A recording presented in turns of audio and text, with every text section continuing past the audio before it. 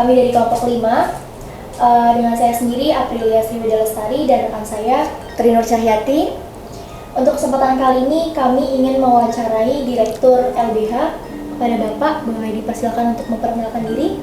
Ya, saya Rasid Hidayat, Direktur LBH Tangerang. Oke, baik. Bapak, di sini kami ingin mengajukan beberapa pertanyaan. Yang pertama, konflik hubungan industrial apa saja yang pernah terjadi? Boleh tolong Yang pernah kami tanganin kali ya? Ya biasa kalau industrial itu ada PHK, bicara pemenuhan hak-hak pekerja, kayak hak-hak cuti hamil, misalkan dia keberatan ya tentang cuti hamil lah. Tapi kebanyakan tentang PHK sih, pemutusan hubungan kerja. Bicara jam kerja juga ada yang kita pernah tanganin.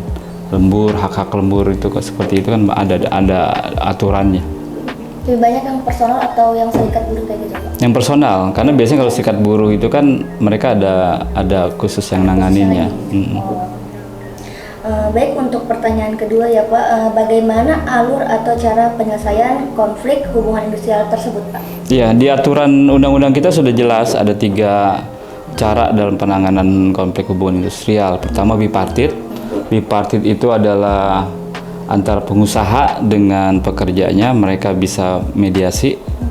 Terus ketika dikasih waktu 40 hari, setelah 40 hari tidak tercapai kesepakatan, dia bisa tripartit. Tripartit ini ada pihak dari pemerintah yang memediasi itu.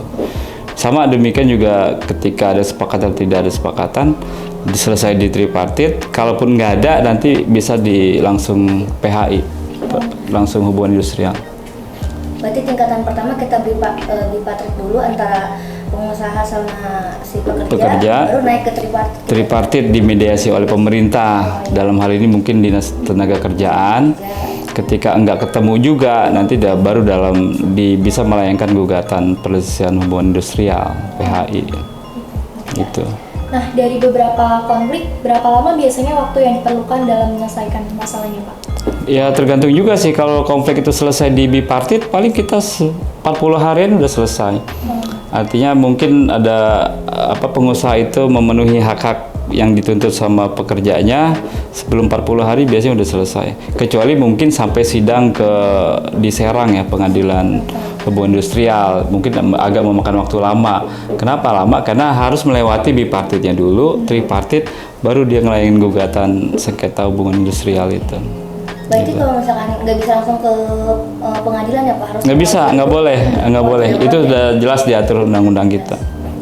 Berarti paling lamanya itu sekitar 6 bulan itu? 4 bulan, 40, ya sekitar 6 bulanan mungkin. 6 bulan di pengadilan itu ya Pak? Iya. Oke, baik Pak. Untuk Bapak sendiri kan LBH ya Pak ya, apa sih visi misi Bapak, lembaga utama Bapak ini? Kalau LBH jangan disamain juga sama kantor hukum. Ya. Tapi Hotman Paris beda tuh. Hotman Paris dia nggak buat LBH, tapi dia nongkrong di Kopi Joni, melayani yang pencari keadilan kan. Sebenarnya itu LBH itu beda dengan kantor hukum, tapi karena LBH lebih mementingkan bantuan untuk masyarakat. Apalagi setelah keluarnya undang-undang bantuan hukum untuk rakyat miskin, itu kita diatur, bahkan dianggarkan oleh pemerintah.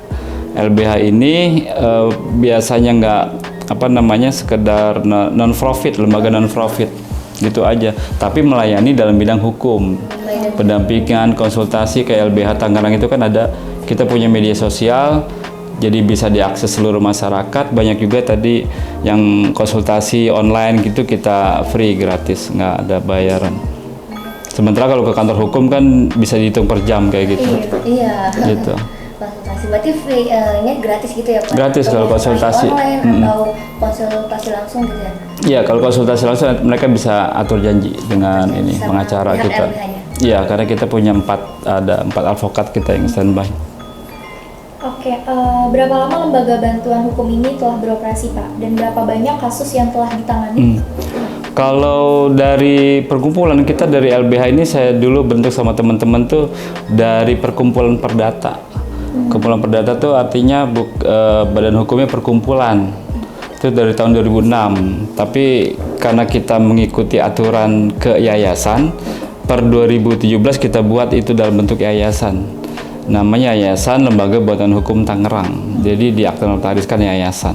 Berarti Gitu. awalnya dari 2006 ya Pak? Dari 2006 kita udah, iya karena kita sama-sama lulus dulu 2005 terus ngebentuk lembaga bareng gitu. Kalau dihitung-hitung perkara sih setahun itu bisa sekitar 40-an perkara. Oh, banyak Banyak, juga ya? iya. Setahun rata-rata segitu lah.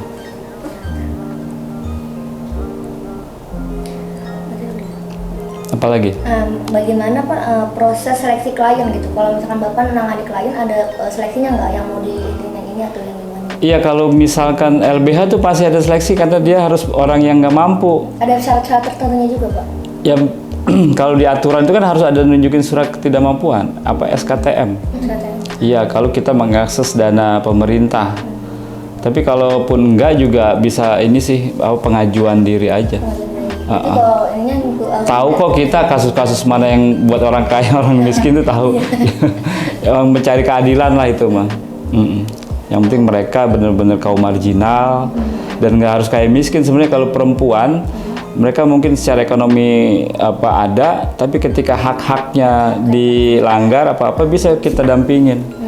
Kayak kehamilan. Iya, kayak tadi menuntut cuti hamil misalkan, atau jam kerja yang over kayak gitu bisa kita dampingin.